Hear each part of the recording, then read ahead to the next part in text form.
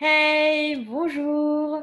Alors, dans cette vidéo, nous allons faire la lecture ensemble du chapitre 5 et 6 du Petit Prince. Je vous rappelle que dans le dernier chapitre, nous avons découvert que le Petit Prince vient de la planète B612 et plus précisément de l'astéroïde B612. Alors, qu'est-ce qui va se passer dans ces deux prochains chapitres? Commençons la lecture. Chapitre 5. Chaque jour, j'apprenais quelque chose sur la planète, sur le départ, sur le voyage. Ça venait tout doucement, au hasard des réflexions. C'est ainsi que, le troisième jour, je connus le drame des baobabs. Cette fois-ci encore, ce fut grâce aux moutons, car, brusquement, le petit prince m'interrogea, comme pris d'un doute grave. C'est bien vrai, n'est-ce pas, que les moutons mangent les arbustes? Oui, c'est vrai. Ah! Je suis content. Je ne compris pas pourquoi il était si important que les moutons mangeassent les arbustes. Mais le petit prince ajouta: Par conséquent, ils mangent aussi les baobabs. Je fis remarquer au petit prince que les baobabs ne sont pas des arbustes, mais des arbres grands comme des églises et que, si même il emportait avec lui tout un troupeau d'éléphants, ce troupeau ne viendrait pas à bout d'un seul baobab. L'idée du troupeau d'éléphants fit rire le petit prince. Il faudrait les mettre les uns sur les autres. Et là, c'est un dessin où nous voyons des éléphants qui sont mis les uns sur les autres.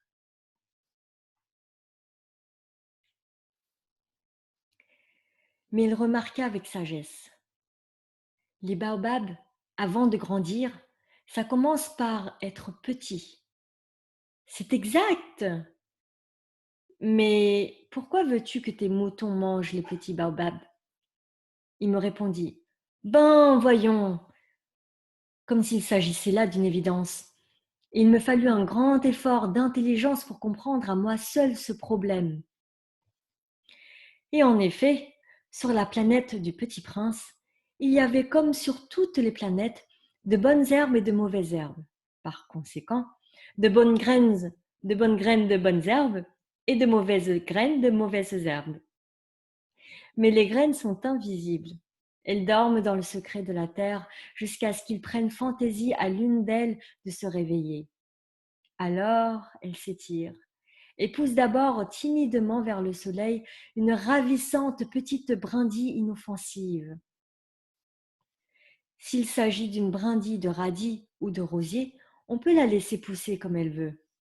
Mais s'il s'agit d'une mauvaise plante, il faut arracher la plante aussitôt, dès qu'on a su la reconnaître. Or, il y avait des graines terribles sur la planète du Petit Prince. C'étaient les graines de baobab. Le sol de la planète en était infesté. Or, un baobab, si l'on s'y prend trop tard, on ne peut jamais plus s'en débarrasser. Il encombre toute la planète. Il appert fort de ses racines. Et si la planète est trop petite, et si les baobabs sont trop nombreux, ils la font éclater. Et là, voici un dessin du petit prince en train de déraciner, sans doute, un baobab, un petit baobab. C'est une question de discipline, me disait plus tard le petit prince. Quand on a terminé sa toilette du matin, il faut faire soigneusement la toilette de la planète. Il faut s'astreindre régulièrement à arracher les baobabs dès qu'on les distingue d'avec les rosiers auxquels ils ressemblent beaucoup quand ils sont très jeunes. C'est un travail très ennuyeux, mais très facile. Et un jour, il me conseilla de m'appliquer à réussir un beau dessin pour bien faire entrer ça dans la tête des enfants de chez moi. S'ils voyagent un jour, me disait-il, ça pourra leur servir. Il est quelquefois sans inconvénient de remettre à plus tard son travail. Mais s'il s'agit des baobabs, c'est toujours une catastrophe. J'ai connu une planète habitée par un paresseux. Il avait négligé 3 arbustes. Et sur les indications du petit prince, j'ai dessiné cette planète-là. Je n'aime guère prendre le ton d'un moraliste, Mais le danger des baobabs est si peu connu et les risques courus par celui qui s'égarerait dans un astéroïde sont si considérables que, pour une fois, je fais exception à ma réserve. Je dis, enfants, faites attention aux baobabs. C'est pour avertir mes amis d'un danger qui frôlait depuis longtemps, comme moi-même, sans le connaître, que j'ai tant travaillé ce dessin-là. La leçon que je donnais en valait la peine. Vous vous demanderez peut-être, pourquoi n'y a-t-il pas dans ce livre d'autres dessins aussi grandioses que le dessin des baobabs? La réponse est bien simple. J'ai essayé, mais je n'ai pas pu réussir. Quand j'ai dessiné les baobabs, j'ai été animée par le sentiment de l'urgence. Et regardez, voici le dessin des baobabs. Des baobabs sur la planète, sans doute B612.